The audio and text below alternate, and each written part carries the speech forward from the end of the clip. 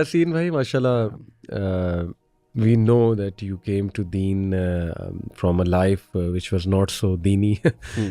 to put it like that. So going back, although I know कि अपने गुनाह इस तरह से नहीं mention करनी चाहिए, but just for public motivation, going back, how did you came to Deen? How did you Hmm. come to Deen? Hmm. Or what are some of the differences that Deen brought in you from your previous life? Hey, that's a very long and complex question जिसको मैं कोशिश करूँगा कि उसको मैं summarize इस तरह करूँ कि for me it was not one moment, like I know it for a lot of people it is maybe one moment, कोई एक चीज़ होती है जिसकी Right. वजह से इंसान जो है ना फ़ौरन I think there were so many anchors, there were multiple people who I believe जिन्होंने तरगीब दी at very random and different points in time. I come from a practicing family. मेरी अपनी वालदा का, मेरी छोटी बहन का उसमें बहुत बड़ा रोल था. Very nice. वो दोनों माशाल्लाह they were always very practicing and मेरे लिए वो एक इंस्पिरेशन भी थे.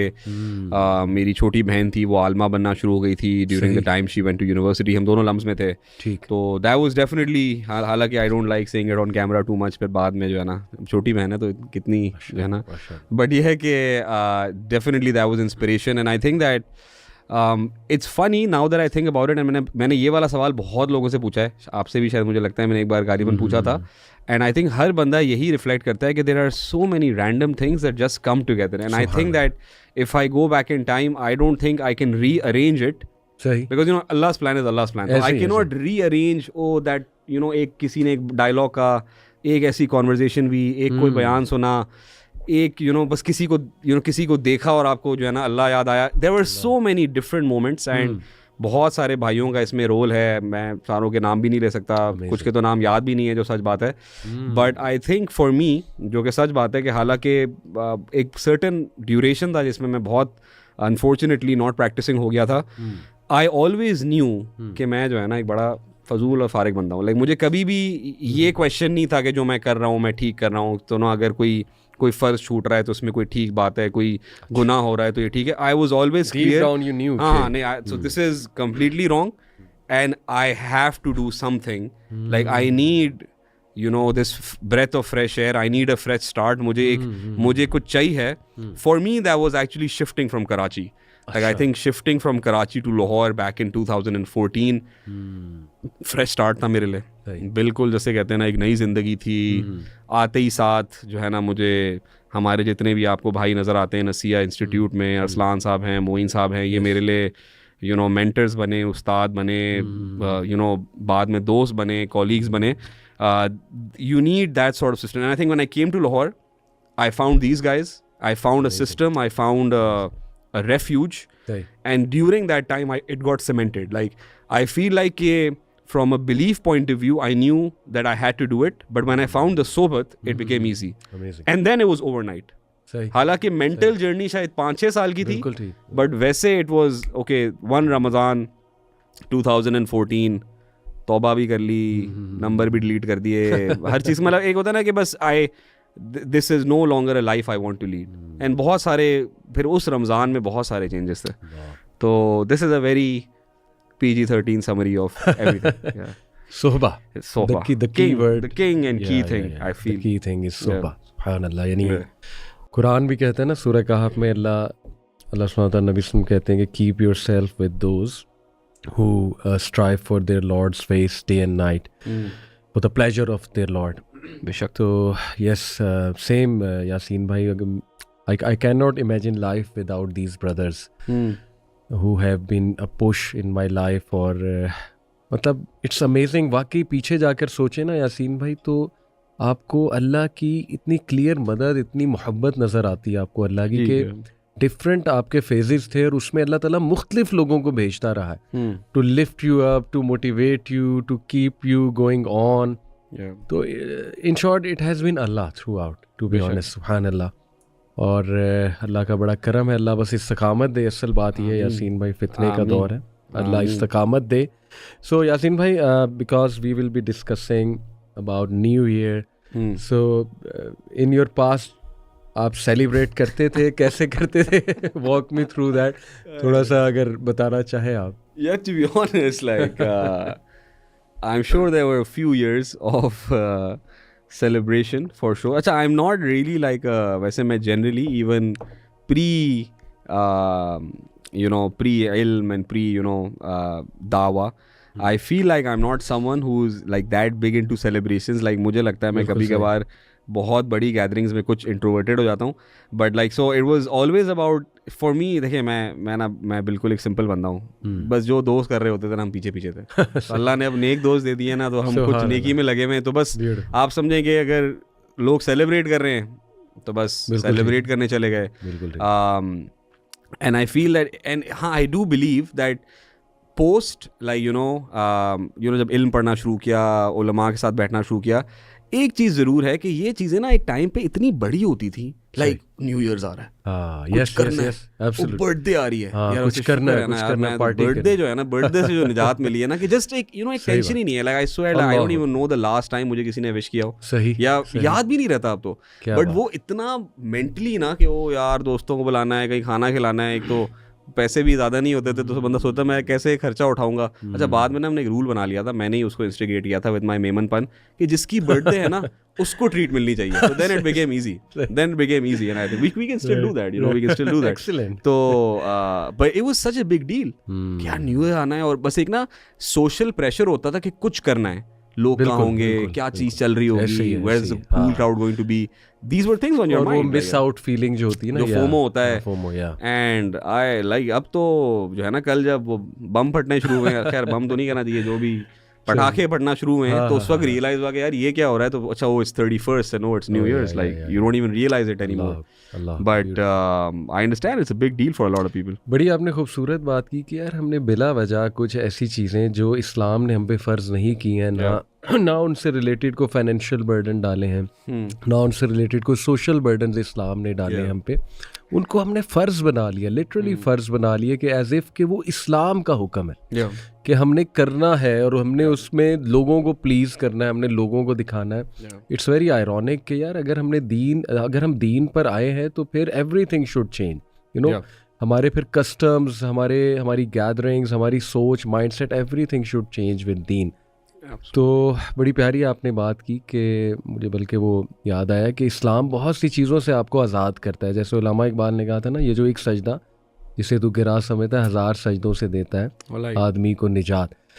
बट एनीवे, मैं समझता हूँ मुस्लिम की अप्रोच ये होनी चाहिए कि at the end of the day सूरज भी अल्लाह की क्रिएशन है, चाँद भी अल्लाह की क्रिएशन है, और ये सोलर कैलेंडर है, इसका साल अब शुरू हुआ है. मुस्लिम की अप्रोच मैं समझता हूँ ये होनी चाहिए to analyse and to reflect, because Allah ताला से कुरान में भी कहते हैं ना, सूरह अंबिया में, इक़्तरब लिन्नासि हिसाबुहुम वहुम फ़ी गफ़लतिन मुअरिज़ून.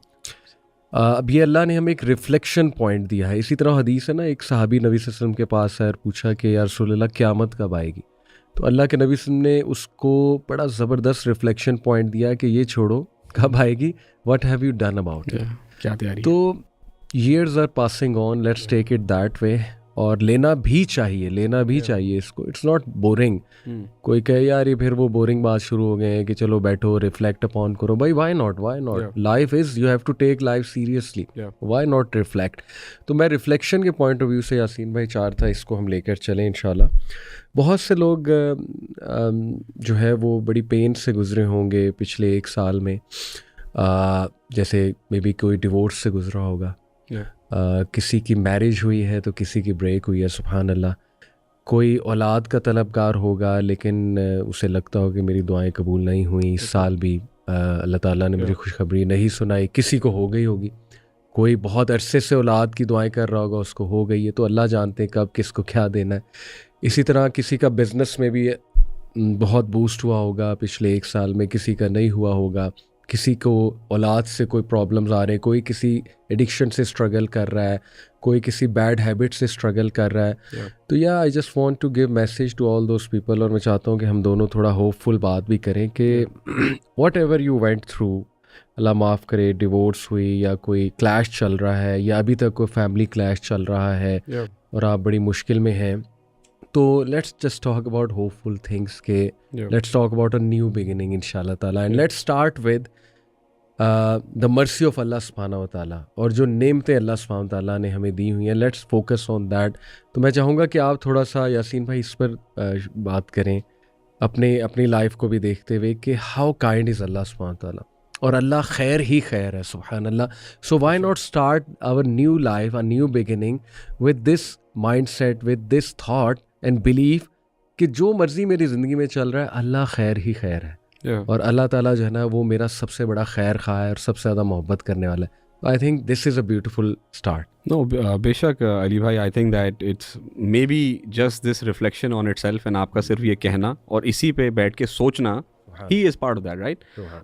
आई फील दैट हम इस तेज़ी में जो सालों का गुजरना है उसमें ये वाला रिफ्लेक्शन का टाइम हम नहीं निकालते हैं। इनफैक्ट ये तो अब हमारे मैं कल हम even as families and let's say a practising family, I can't remember the last time you sit down as with your wife or kids or your mom or your dad and you're like, what, let's just speak about कितनी नेमतें हमारे पास, हम घर में बैठे हुए हैं, हमें 3 वक्त का खाना मिल रहा है, हम we are not thinking about कि यार कल मैंने मतलब मेरे कपड़े जो है ना मुझे गरम जो है वो इस्त्री हुए मिल रहे हैं। एंड ये मैं कह रहा हूँ कि एक कुछ बेसिक नीड्स हैं, like I am Cognizant of the fact के, और मैं इस चीज़ को डिस्काउंट नहीं कर रहा कि लोगों का ट्रॉमा होता है, लोग बहुत तकलीफ़ में होते हैं, मेंटल तकलीफ़ में होते हैं, and these are real things. बिल्कुल। बट ये जो आपने बात फरमाई है ना कि the first step is recognising कि ठीक है, I might have problem XYZ जो भी है, बट अल्लाह ताला has given me so much, and we are living in times, we are genuinely living in times जब हमारे आगे अल्लाह ताला ने